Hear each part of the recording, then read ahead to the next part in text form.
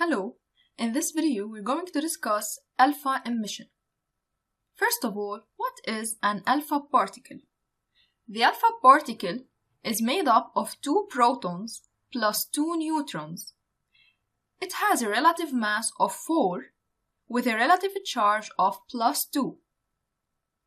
This alpha particle is usually represented by the symbol alpha with a subscript of the charge 2 and superscript of its mass 4. So it's alpha with subscript 2 and superscript 4.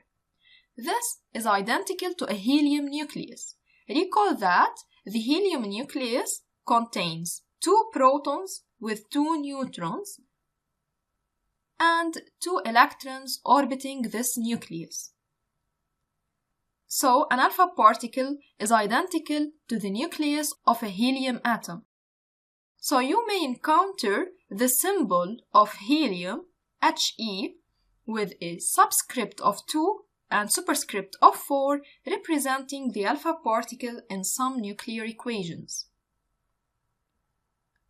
When an unstable nucleus emits an alpha particle, its atomic number goes down by 2 and its mass number goes down by 4. We're going to check this by numbers in the following example.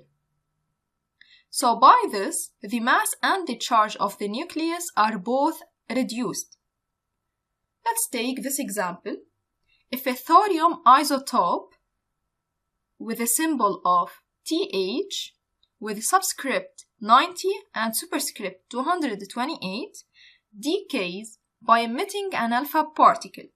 Let's represent this decay by an equation. So if this isotope, thorium, decays by emitting alpha particle, so we're going to write alpha with a subscript 2, superscript 4 in the product side. And this decay forms the radium isotope represented by Ra with a subscript of 88 and superscript of 224. Follow us to the second video in order to understand why does the decay of thorium isotope give a radium isotope by emitting an alpha particle.